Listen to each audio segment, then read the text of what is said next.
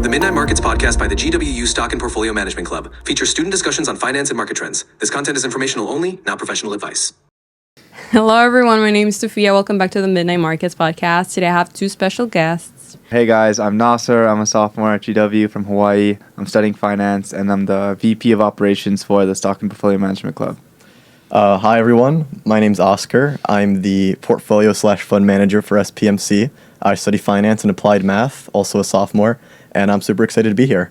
Okay, today we're tackling one of the hottest trends and debate topic in the finance and investing world. So today we're talking about Bitcoin versus gold. Now, they're gonna introduce their points of view in this topic.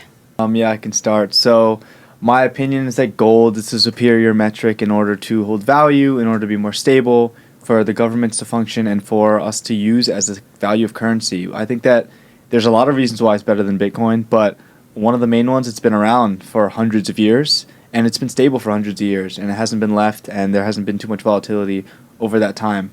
So I think that I'm excited to hear what you have to say about Bitcoin as a new currency. There's a lot going on with AI and mining and Michael Saylor, so I want to hear what you have to say about that, Oscar. So, to present my viewpoints, I think for similar reasons, Bitcoin is better than gold. I think as a store of value, a lot of my argument comes from the fact that Bitcoin's appreciated more in the long run than gold has, despite a much larger volatility. And I think that for something that stores value, what's more important than volatility is the ability to retain value over time and appreciate in the long run. So I think that's definitely one of Bitcoin's strongest points, because there are periods of time where in the shorter run, gold won't generate a real return because inflation will overpower gold. I'd also bring into the argument gold's ease of transport in difficulty of transport. Gold as an asset, raw gold ore, is heavy, it's difficult to transport, and it's also difficult to divide. Bitcoin, being a digital currency, can easily be divided. As a matter of fact, one Bitcoin can be divided into 100 million Satoshis, which makes it much easier to translate similarly how a dollar can become 100 pennies. We were talking about volatility. Do you think volatility affects how they store value and how people perceive that value is? Yeah, I think volatility is a huge one, and Oscar mentioned that Bitcoin has value to him because of its ability to grow and over a long period of time. But that's simply just not true. I mean, Bitcoin hasn't even been around for that long of a period of time. And so gold has been appreciating over the past few hundred years consistently, and that's just a big reason why I think it has more value than Bitcoin. Can you say the question again so I can keep on track? Yeah, so how do you think that volatility affects each one's store of value? Yeah, when the market is down, you can be sure that gold will be up. But with Bitcoin, it's very unpredictable what it's going to be doing on a day-to-day, and there are large news events that can be affecting the price on any given day. And so, as we've seen with current volatility in the past few months, with the election and with news coming out, with Donald Trump starting a strategic reserve, Bitcoin's very beholden to its leaders and the people in power. And that's something that's not true with gold. So my perspective on the issue of volatility with Bitcoin is building off of something you had mentioned. You had mentioned how gold as an asset has been around for hundreds, maybe even thousands of years. It's been around significantly longer than Bitcoin has, that's for sure. But this is why I'd like to bring up that arguably Bitcoin is in its monetization phase. It's, let's say, transforming from a niche asset class to a currency with widespread adoption and purchasing power. As more and more countries start to contain Bitcoin reserves, America has proposed this. Also, private institutions like BlackRock having Bitcoin reserves. This could be beneficial to decreasing rapid price fluctuations. Pairing that with a point you had brought up, that gold has appreciated in value over time for much longer than Bitcoin has, I bring up that in the more short term, but still in the long run, so to speak, for Bitcoin's lifespan, Bitcoin, despite large price fluctuations, has appreciated year over year. It's consistently reaching new highs. Gold, on the other hand, once again, in some years will fail to generate a real return year over year when it is compared against inflation. And I think that it's very important for a currency that's backed by an asset. You are advocating for gold, I'm advocating for Bitcoin, to generate a real return, so then it has substantial purchasing power. Yeah, no, that's a real concern with gold. I mean, it hasn't been growing as fast as Bitcoin, right? But Bitcoin is new, and you can't expect that growth to go on forever. I think the thing with Bitcoin is there's some years where it's down 50%, and there's some years where it's also up 100%. And that volatility is something that makes it an unreliable source of a place to keep your value. You're not going to find anyone in the ages over 40 that's going to keep any substantial part of their wealth in Bitcoin because it's simply just too volatile. And I think the thing with gold is it's been stable for a long time. And I think you also mentioned the transport and how Bitcoin is being utilized in all facets of life with governments and BlackRock. But Bitcoin will never be used as a day-to-day currency in stores or in any kind of small purchases like that because of transaction costs, transaction fees, and they're never going to go away. Those are things that make it so that Bitcoin can simply never be utilized in a format where it's replaceable. It can replace cash. I think Bitcoin was created to copy gold. Bitcoin is created to be a digital version of gold in where you can use it in everyday transactions. And the thing with gold is it doesn't have to be transported all the time. You can have gold reserves. You can have gold held by companies that have been around for a long time. So there have been a number of companies that have been around for hundreds of years that can store your gold for you and never had an issue. It's never been stolen, nothing like that. And they can store your gold for you. You can have it online. So you can transact digitally with gold. And so I think that the issue of transport is not a real one, especially because you can hold a lot of gold on you. I mean, you can hold $3,000 of gold in your pocket like nothing. And so transport is not a big deal. Even with the millionaires that need to hold millions of dollars of gold, not that much space is needed to store this gold. And so I think that for a few different reasons, the transport argument is simply not there because of gold's ability to be digitalized. Yeah, that kind of bring us to the question, in fact, which is which one's easier to use, Bitcoin or gold in day-to-day life? So there's two distinctions between when we're discussing gold. So there's raw, actual gold, the ore or ingot, or then paper money, which is backed by gold. So for starters, I think we can both agree that exchanging physical gold as a currency would be difficult. Mm-hmm. It's heavy, pair that with the fact that it's bulky, and all in all, it's difficult to divide. If the price of what you're trying to purchase changes, you can't exactly just sliver off the correct amount of gold and then exchange it for its value. But then when discussing a digital transaction, which is backed by gold, or discussing perhaps paper money, which is backed by gold, gold does have, I'll concede, a few advantages, namely that this makes the transportation problem of gold more easy to rectify. But I'll also kind of refute the argument that you made about how you can just have other people store your gold for you, and that completely eliminates the transportation problem. The idea of having a currency that is backed by gold, a main feature, or any currency that's backed by a commodity, is that you're able to exchange that currency for that value of the commodity. This was something that was permissible in the United States until it became illegal as we transitioned to a full fiat currency. It used to be backed by commodity, now it's backed by the full faith and credit of the United States government. So when discussing a currency that's backed by commodity, you still do have to factor in the possibility of exchanging whatever sum you want for the commodity. But then this is not an issue at all with Bitcoin. Bitcoin being completely digital is much more easy to exchange. It's much more easy to hold on to. You can have it in your digital cryptocurrency wallet and not worry about it at all. It's in the cloud, so to speak. Or you could keep it on a hard drive if you want it to be closer to your person, which would make it less vulnerable to hacking. And I'll also bring up that if you store your money digitally, money for your argument being a gold-backed currency, that is vulnerable to the same sort of phishing attacks and hacks that Bitcoin is.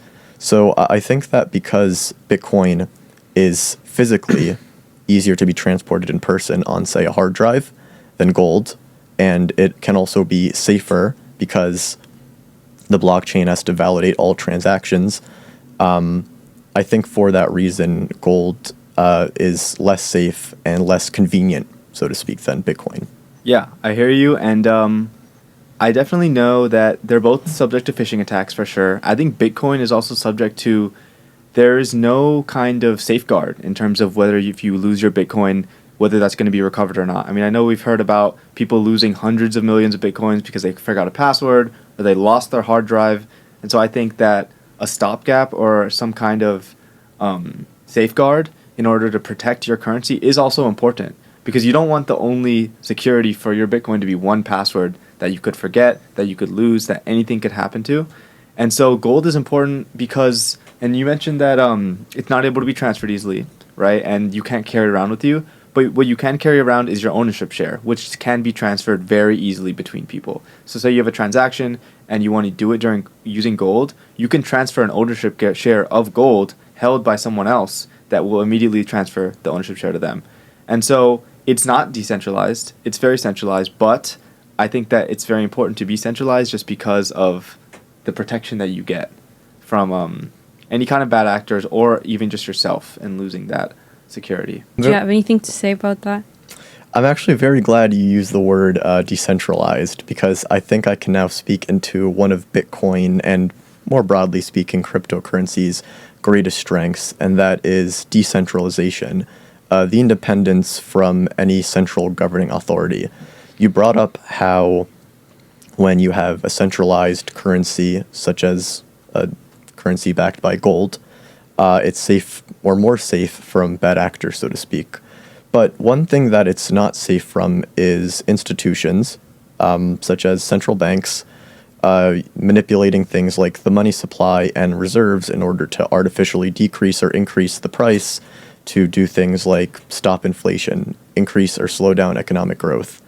And depending on which economic school of thought you subscribe to, you may think it's a good thing that central banks are able to regulate things like the money supply and, once again, in turn, impact economic growth and the rate at which inflation grows or maybe even deflation occurs. But for the sake of Bitcoin's argument, the side which I'm representing, the decentralization crowd would argue that this is a bad thing. And because of the process in which Bitcoin is mined/minted, as well as the factors that affect Bitcoin's price, it's a more democratic and fair currency, because every individual who mines Bitcoin has by proxy an impact on its price. By natural rules, as more Bitcoin enters the supply, Bitcoin becomes less scarce and thus it becomes cheaper. But Bitcoin's algorithm works such that as more and more Bitcoin is mined, it becomes harder to produce more Bitcoin. In turn, artificially, so to speak, but still factually generating the same scarcity gold has, allowing it to preserve value. And more on the decentralization aspect, just as governments are able to impact the economy through different policy, Bitcoin is a little more resistant to that, as Bitcoin, being completely decentralized, can be transacted without any boundaries or difficulties. For a completely hypothetical example, let's say you live in an oppressive regime and you want to donate to a political campaign, but it's illegal because the current administration has cracked down on that. Using a digital transaction, using the currency of that country, that can be traced back to you. But using Bitcoin, it's not so simple, and that's because it's a truly free currency, and it's decentralized, which you could argue is a double-edged sword. Yeah, and I love to talk about decentralization for a bit, because the thing is with gold is that it can be centralized, but it could also be decentralized. You can have your own gold stores if you wish, and you can own whatever commodity you want as you wish, and that will hold the value in cash or in the market, right? So if you are scared of the government and you don't want them to be in control of your gold, you can own it yourself. And I think that's a big argument to why gold can be usable by both sides of the argument. And another thing is the government also, under a gold-backed currency, cannot just increase the debt levels as much as it wants to. It can't just control the amount of currency it's pumping into the environment, because it's a set amount of gold, right? And so they can't just manipulate it so easily as they can with cash. And also with Bitcoin.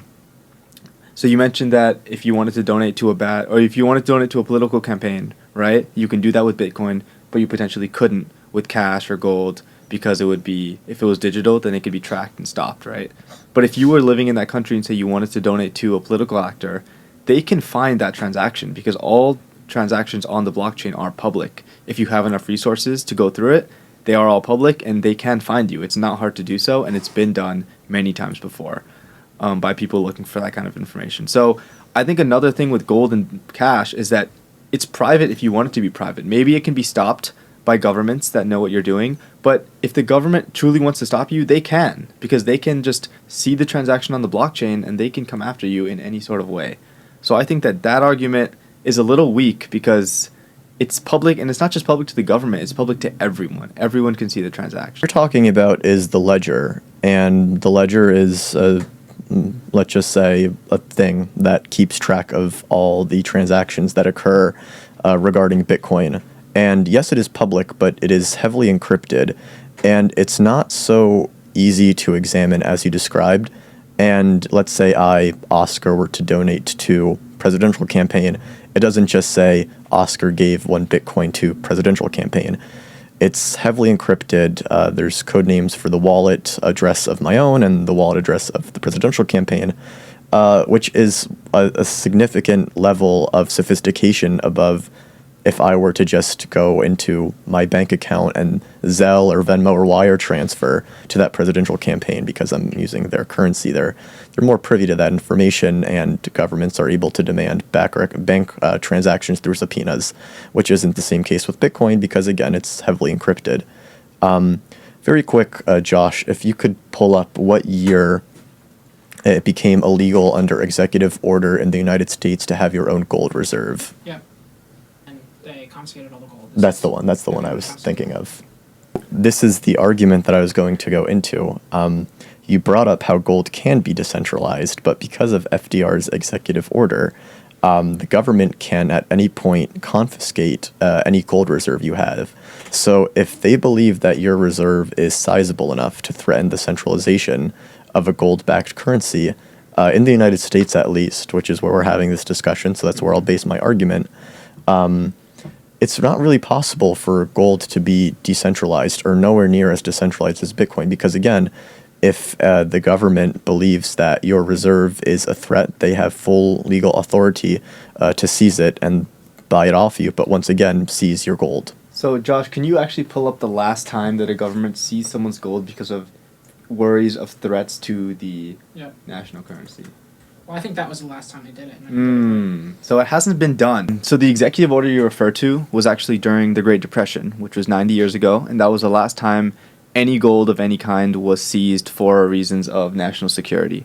And so, while you're right, there's always a threat for the government to seize gold, there's a threat for the government to seize literally anything in this country. So anything you own at all can be seized technically by the government if they deem it fit, right, for national security concerns. And I think the reason we live in this country is because we somewhat, at least a little bit, trust the government to be fair in most of the things it does. Maybe not all of it, but if you're scared of the government seizing your gold, then you should be scared of the government seizing your house, your cars, your jewelry, everything you own, because at that point anything is free game, right, if the government can seize your gold for no reason at all. And so I think that argument means if you don't trust the government to not seize your gold or to seize your property or your assets, then maybe you don't want to be living in the United States. And, yeah. But not your Bitcoin. Bitcoin being a digital currency, it's immune from this type of physical seizure. Having it uploaded on a blockchain, or better yet, encrypted wallet, means that anyone that doesn't have the passcode can't access your Bitcoin and then remove it from your wallet via the blockchain. So the only way that a government could really de facto seize Bitcoin that's digitally stored on a wallet is if they were to contact the company or exchange on which you store your Bitcoin. But then again, the company may be able to fight legally and say, no, that's not the case, we're not going to do that. Similar to how companies in the past have balanced this sort of intricacy between privacy and security. It's an ongoing issue, but staying on the course of Bitcoin, whereas gold must be stored physically and governments can seize that, through warrants and other legal avenues. Bitcoin adds a layer of security being completely digital. It can't just be extracted from your home. And I can argue the same for gold, though. I mean, if the government can't find your gold, what can they seize? If your gold is held overseas, if your gold is held anywhere where they don't know where it is, the government can't seize it. So it's the same kind of way where they can contact companies to seize your Bitcoin, but they could also try to find your gold and not end up finding it. So you never really know, and there's pitfalls to both, but you can't just say that Bitcoin's immediately seizable. The last question? You both have shared your points of view that you trust your position. If you had to store your wealth for the next 50 years, which one would you choose, Bitcoin or gold, and why? Well, my answer is pretty simple. I'd go with Bitcoin. I'd point to Bitcoin's historic performance. Bitcoin used to be, however many years ago, a bit over a decade ago, worth fractions of a dollar. And now its price has shot up to hundreds of thousands of dollars. And every time Bitcoin reaches new highs, you see the same argument on the internet, which is, oh, it can't go any higher. Bitcoin had a run in which it was in the mid 70,000s a few years ago. And social media swirlings and news swirlings were individuals saying, oh, surely it can't go higher. Surely this is the limit. And after Bitcoin's price fell thereafter, a lot of conversation was surrounding that it's never going to reach those highs again. But lo and behold, it has surpassed those highs. It's added $30,000, maybe even $40,000 in value.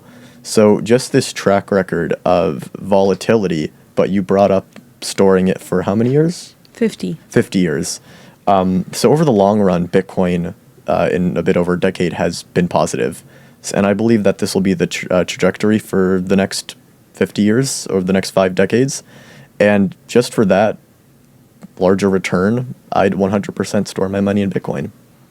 What about you? So I think it's pretty obvious too, but it's for a reason that is a little different. Gold is actually usable. So you have a physical item that you take out of the ground and that's used in a number of different industries, aerospace, defense, pharmaceuticals, you name it. It's actually useful and it's been around for a long time. I think that Bitcoin is nothing. I mean, it doesn't really exist. It's a string of numbers on the internet. And I think it would be irresponsible to put all of your net worth in a string of numbers that doesn't exist, that you can lose if you forget the password.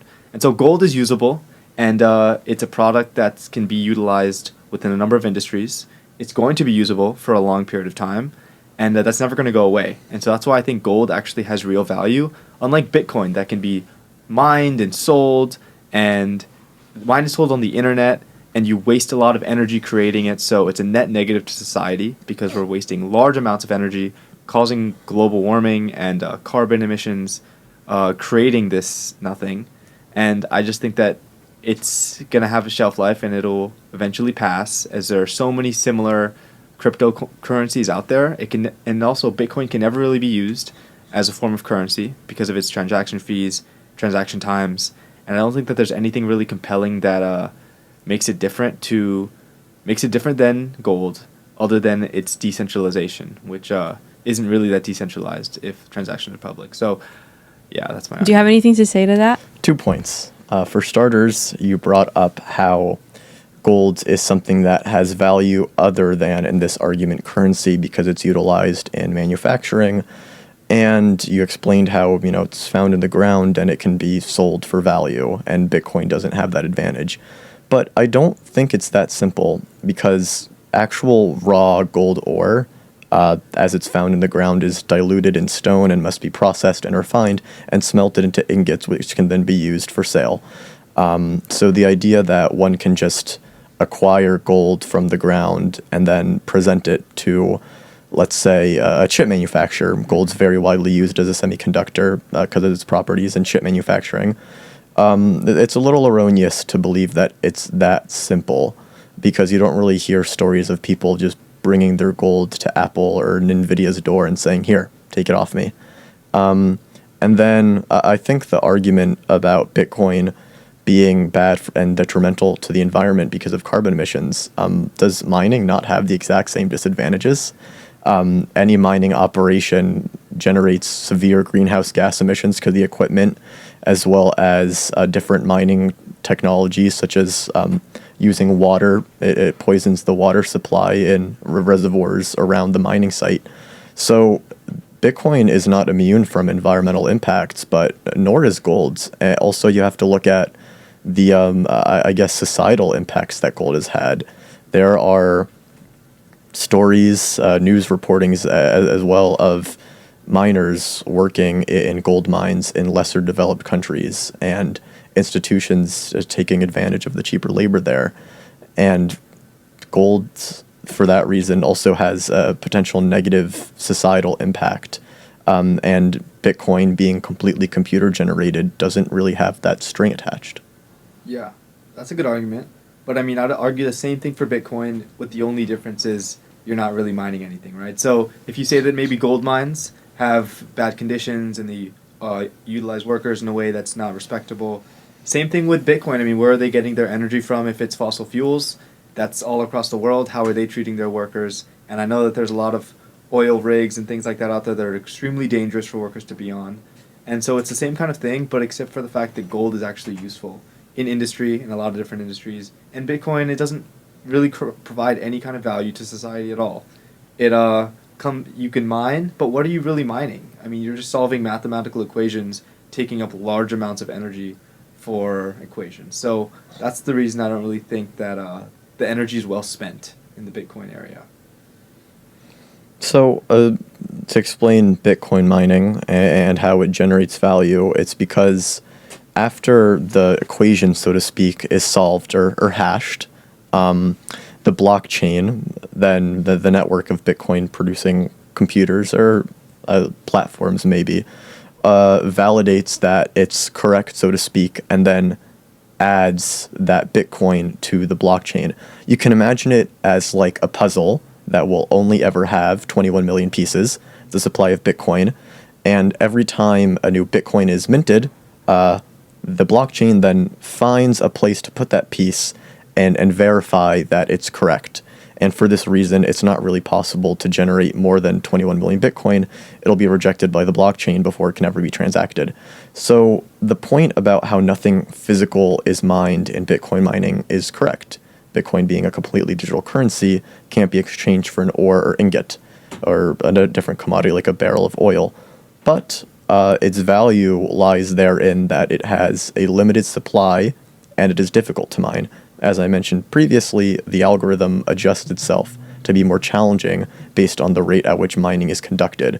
In the same way that gold has value because it's scarce, and we as humanity develops new technologies to mine gold in more remote locations, underwater, deeper into Earth's mantle. But then after a while, our technology plateaus. It becomes more challenging to mine gold. We innovate, and then there's another gold mining surge. It's sort of a self-perpetuating cycle. And Bitcoin, in my eyes, does the exact same thing. What you're saying here is that Bitcoin is hard to mine, and that's the reason it has value. But, I mean, that could go for anything. I mean, you say it's hard to mine, and it's scarce. But, I mean, so are all of the other cryptocurrencies out there, and so are a lot of other things. But the real value in gold lies in it has real value in where it can be used in actual industry, in products. Bitcoin can't be used in anything. So anything can be scarce and anything can be hard to mine. It just doesn't mean it automatically has value. Can I ask you a question? Sure.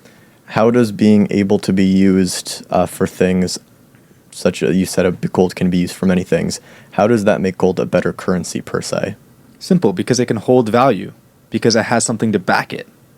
It has something where if needed to be, it could be implemented to generate a cash flow with a certain product. And so that's why there is value to having a gold, and it's not just used as a currency. I mean, implicitly, a dollar has no value, right? And Bitcoin also has no value, but gold has a value where it can be used in a product. That's where it comes from. All I was going to say is I think that the traditional definition of currency would be the ability to store value and, again, to be exchanged for goods and services. That's the purpose of currency, as well as, why it exists, to store value. And I believe that fundamentally, Bitcoin, because it is able to, be exchanged for goods or services, does have value. I will concede that, yes, it is much harder to transact Bitcoin than it is to transact gold. It's much quicker to Venmo someone than it is to send them Bitcoin. I've done both. I can confirm. So the bottom line, though, is gold, again, must be backed by a fiat or digital currency. It can't be directly beamed to someone in the way that cash and Bitcoin can. And again, gold can be exchanged for goods and services if it's pegged by a fiat currency or even just raw gold because it has value and it can then be exchanged. But Bitcoin, although it doesn't have widespread adoption, has been used to buy and sell products. I know for a period of time you were able to buy a Tesla using Bitcoin. So I understand that that's one specific example, but it doesn't change the fact that you were at some point able to use Bitcoin, a cryptocurrency, to buy a product that is widely available. Yeah. Because Sure. I lived in El Salvador, and back then you could actually get stuff for Bitcoin. Can you steal anymore? Not really. So yeah, maybe my point is that Bitcoin's supposed to be growing, right? It's so new and it's in its growth phase. Why is it already going backwards? I mean, see, we're already seeing the failure of Bitcoin in real time. You used to be able to buy a Tesla, now you can't. And it's been said that it's never going to be able to be used to buy small items in your everyday life. Because of fees or because of times or whatever it is, you're never going to be able to do it. So how can you start a currency where you can't even make small purchases in it? And with gold, the thing is you can have online transfers of gold. Say gold is held by someone and you have a company or something like that, they can transact the gold for you where now it's stored but it's owned by someone else. And so if Bitcoin can never be done in small transactions, what kind of usability potential does it ever have? I mean, half of the reason we have cash is that it can be transferred quickly, immediately. I can Venmo someone $100 in 5 seconds. I can give them the bill in half a second. And same thing with gold. I mean, you can if it's a gold-backed currency, you can do the same thing. So if Bitcoin that can never be done, how can it ever be viable in professional life, in regular life, in anything at all, except to transact large amounts of money, maybe between corporations or during large sales like maybe a Tesla. But if you can't buy a loaf of bread with Bitcoin, what value can you get with it? Well, hypothetically, you could. One Bitcoin can be divided into 100 million Satoshis. So as a result, it can have a smaller value, so to speak, just as, pennies to the dollar. With the 50% transaction fee, right? Not necessarily. There are different networks upon which Bitcoin can be transacted. Using the original Bitcoin network can take a while, a few hours, but using something like a Lightning network, which has higher fees, yes, but is much quicker, a transaction can occur in minutes, which is somewhat similar to the time it takes to transfer cash from, say, Venmo to your bank account.